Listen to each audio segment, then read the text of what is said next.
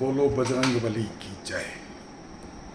आज मंगलवार श्री हनुमान जी का दिन है और श्री हनुमान जी ने आज बहुत मन को प्रफुल्लित रूप में रखा है। सुबह से ही आज छोटे बेटे का जन्मदिन भी है, घर परिवार में भी भीड़ भाड़ है, अच्छा लग रहा है। सब अपने परिजन जब इकट्ठा होते हैं, एक साथ खाना पीना होता है, एक साथ थोड़ा सा हंसी मजाक होता है, ठहाका होता है, घर परिवार की समाज की बात होती है, सगे संबंधी और रिश्तेदारों नातेदारों की जब समूह में आदमी इकट्ठा होता है तो बात होती है। तो इस प्रकार के आज एक खुशहाली के माहौल ने आज सबसे और बड़ी खुशहाली यह दे दी कि हरियाणा में भारतीय जनता पार्टी की सरकार बनने जा रही है। और यह खुशी देखिए, वहाँ फिर यह बात कहना चाहते हैं, हमको क्या मतलब है भाजपा से, जो है भाजपा के हम कोई कार्यकर्ता और पदाधिकारी तो हैं ही नहीं, लेकिन भाजपा आज राष्ट्रवाद का प्रतीक हो गई है।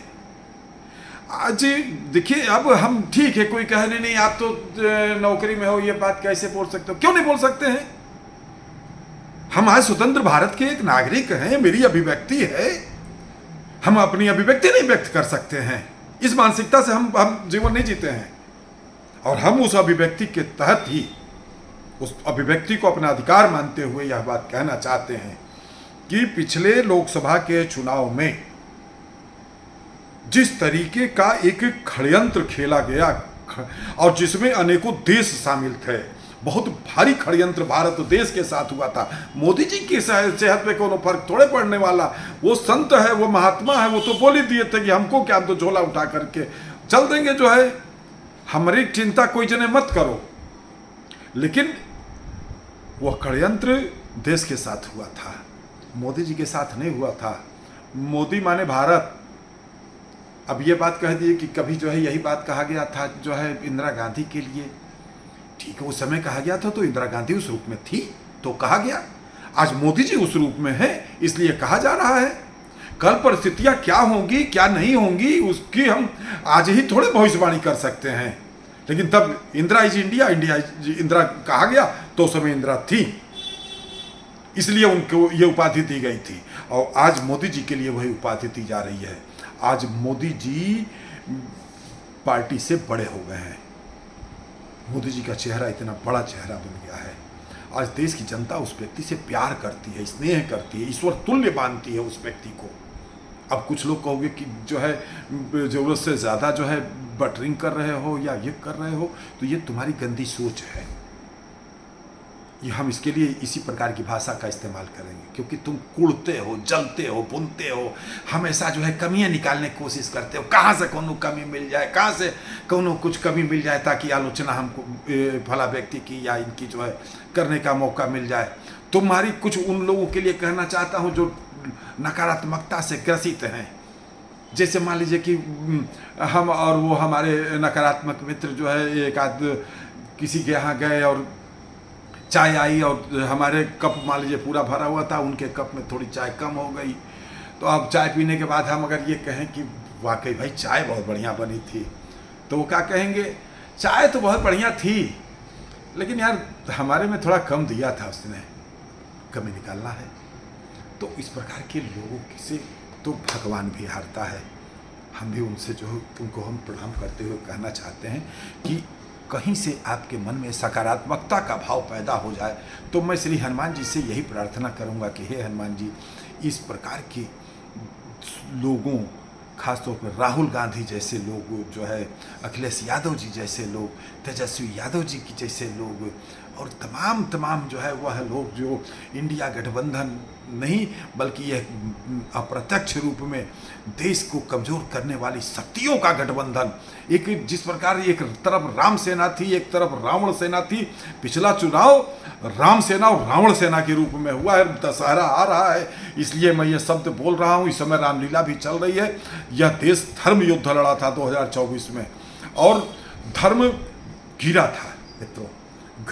धर्म को अधर्मियों ने दबा दिया था। जो इस तरीके से तन करके खड़ा था वो थोड़ा सा झुका था और जब वो झुका तो देश की जनता की आंखों में आंसू आ गया। अरे ये क्या हो गया, मोदी जी जैसा महारथी झुक गया, जिस व्यक्ति ने संकल्प किया था कि हम तीसरे कार्यकाल में विश्व की महाशक्ति बनने की दिशा में आगे बढ़ेंगे, उस व्यक्ति को देशवासियों ने कमजोर कर दिया।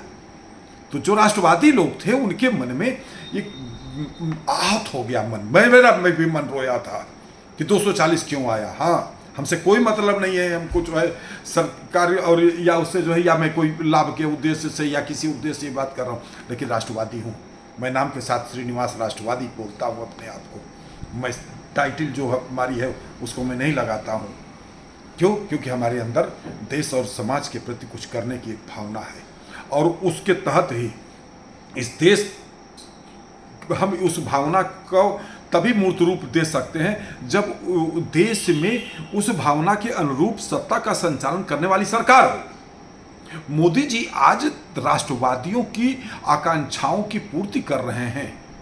उनका जन्म देश है, ढेर सारे लोग जो का जन्म देश है, सनातन धर्म है, भारत हिंदू राष्ट्र है, समान नागरिक संहिता है, देश के सशक्तिकरण के लिए अनेकानेक जिनके मन में मुद्दे हैं, तो ये मानते हैं ये मुद्दे तभी सार्थक होंगे जब देश में मोदी जैसा प्रधानमंत्री हो। उत्तर प्रदेश की दृष्टि से जब हम याद करें तो आदित्यनाथ योगी जैसा सीएम होगा, तभी ये हम लोगों की भावनाएं मूर्त रूप लेंगी। और आज के चुनाव में देखिए, बात लंबी हो जा रही थी इसलिए मैं स्टार्ट करते हुए आना चाहता हूं। आज हरियाणा के चुनाव ने देशवासियों का सीना चौड़ा कर दिया। ए हरियाणा वासियों, तुम सबको सत प्रणाम करता हूं, तुम सबका बहुत बहुत अभिनंदन करता हूं, स्वागत करता हूं, वंदन करता हूं। आप सबके चरणों की धूल अपने माथे पर प्रतीकात्मक ही मैं अपने माथे पर रख करके आपने सर ऊंचा कर दिया देश का। आज देश पूरा विश्व इस चुनाव को देख रहा था, और पूरे विश्व की निगाह इसलिए थी क्योंकि मोदी जी जो है अभी कुछ दिन पहले ही लोकसभा चुनाव में उनके जनाधार थोड़ा खिसक करके पीछे आया था। और उस दृष्टि से अगर यह इस चुनाव में भी, हरियाणा के चुनाव में भी अगर बीजेपी न आई होती तो सभी की निगाह में मोदी कमज़ोर हो गए, मोदी का जनाधार खिसक गया है, मोदी को अब देश की जनता पसंद नहीं कर रही। इसलिए विश्व की जो है अन्य शक्तियां भी, अन्य देश भी मोदी के आगे उस तरह से न झुकते जैसे दोनों टर्म में जो है मोदी जी के सामने सब लोग सल्यूट मारते थे। आज फिर से उस स्थिति में भारत हमारा आ गया, सबकी निगाह में ये आ गया कि नहीं, मोदी जी के साथ जो गलती देश की जनता ने पीछे किया था, उस देश की जनता ने अपनी गलती का सुधार कर दिया है। कहा नहीं, देश का नेता कैसा हो, नरेंद्र मोदी जैसा हो। इस भावना ने हर एक के मन में, मस्तिष्क में ठोक करके जो है फीडिंग कर दिया, और हरियाणा की जनता ने उसमें मोहर लगा दिया है। और कश्मीर, जम्मू कश्मीर में भी मोदी जी के शासन की जीत हुई। देखिए, पहली जीत तो ये, जहाँ कभी वोट जब पड़ता था आतंकवादी वोट नहीं लोगों को डालने देते थे, और आतंकवादियों की समर्थक सरकार ही 7-8% वोटिंग करा करके आतंकवादी खुद मुहर मार ठोक ठाक करके कि यहाँ 8% पोलिंग हुई, यहाँ 7% पोलिंग हुई, और उसी के ऊपर अपने लोगों को जितवा लेते थे। कहने के लिए जम्मू कश्मीर में भारत के विधानसभा का चुनाव 6 साल पे होता था, चुनाव पाकिस्तान कराता था, ये सत्य था। आज भारत ने चुनाव कराया, आज वहाँ पर 60-70% वोटिंग हुई। भारत की ये पहली जीत है, मोदी जी की जीत है, जमहूरियत जिसको कहते हैं उसकी जीत है कि लोगों ने भारत के में आस्था रखते हुए वोटिंग किया। और दूसरा देख लीजिए, मजबूत विपक्ष के रूप में बीजेपी आई है वहाँ पर, जहाँ कहीं कोई नाम लेवा नहीं था। ठीक है कि जम्मू रीजन में बीजेपी को लोग पसंद करते थे, वहाँ लोकसभा की सीट भी बीजेपी जीतती थी, लगातार जीतती आ रही है।